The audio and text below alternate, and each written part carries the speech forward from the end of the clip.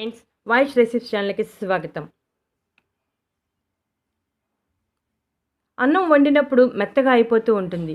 అలా మెత్తగా అవ్వకుండా అన్నం పొడి పొడిగా రావాలంటే అన్నం వండేటప్పుడు కొంచెం వంట నూనెను వేసి వండితే అన్నం పొడి పొడిగా మెతుకు మెతుకు అతుక్కోకుండా పొడిగా వస్తుంది. పంచదారను ఎంత జాగ్రత్తగా ఉంచినా చీమలు పట్టడం ఖాయం. అలా చీమలు పట్టకుండా ఉండాలంటే ఒక మంచి చిట్కా ఉంది. పంచదారలో 2 లవంగాలను వేస్తే చీమలు పట్టకుండా ఉంటాయి. లవంగాల ఘాటుకి చీమలు పంచదార దరిదాపుల్లో కూడా రావు. వంకాయలను కట్ చేసినప్పుడు వంకాయ ముక్కలు నల్లగా అయిపోతూ ఉంటాయి. అలా నల్లగా అవ్వకుండా ఉండాలంటే ఈ చిట్కా చాలా బాగా ఉపయోగపడుతుంది. ఒక గిన్నెలో నీటిని తీసుకుని కొంచెం పాలను పోసి దానిలో కోసిన వంకాయ ముక్కలను వేస్తే నల్లగా మారకుండా ఉంటాయి. ఎంతసేపు అయినా వంకాయ ముక్కలు నల్లగా మారవు. అలాగే రుచిలో కూడా ఎటువంటి మార్పు ఉండదు. ఉల్లిపాయ కోసినప్పుడు కన్నీరు రావటం సహజమే. అలా కన్నీరు రాకుండా ఉండాలంటే ఉల్లిపాయలను 4 ముక్కలుగా కట్ చేసి నీటిలో ఉంచి అరగంట అయ్యాక కట్ చేసుకుంటే కంటి నుండి నీరు రాదు. ఉల్లిపాయలో ఉండే సోడియం కారణంగా కన్నీరు వస్తుంది.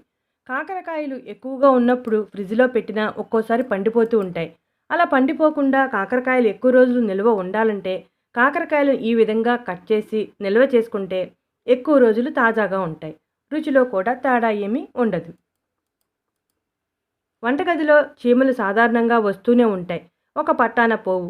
చీమలు పోవాలంటే ఈ చిట్కా చాలా అద్భుతంగా పనిచేస్తుంది. దోసకాయను కట్ చేసి దోసకాయ ముక్కను చీమలు ఉన్న ప్రదేశంలో పెడితే చీమలు పారిపోతాయి. సింక్ దగ్గర చీమలు ఎక్కడ ఎక్కువగా ఉంటే అక్కడ పెడితే బెటర్. వంటగదిలో ఏ పని చేస్తున్నా ఈగలు వచ్చేస్తూ ఉంటాయి. ఈగలు ఒక్కసారి వచ్చాయంటే ఒక పట్టాన పోవు. ఈ వేసవిలో అయితే ఈగలు చాలా ఎక్కువగా వస్తాయి. చాలా ఇబ్బందిగా ఉంటుంది. ఈగలు పోవాలంటే ఈ చిట్కా చాలా బాగా సహాయపడుతుంది. ఈగలున్న ప్రదేశంలో నీటిలో పసుపు కలిపి ఆ నీటిని జల్లితే ఈగలు రావు. బొద్దింకలతో ఇబ్బందిగా ఉంటే ఈ చిట్కా చాలా బాగా యూజ్ అవుతుంది.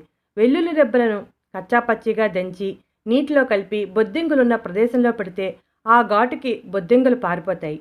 చూసారుగా ఫ్రెండ్స్, ఈ చిట్కాలు చాలా బాగా సహాయపడతాయి. మీరు కూడా ట్రై చేయండి.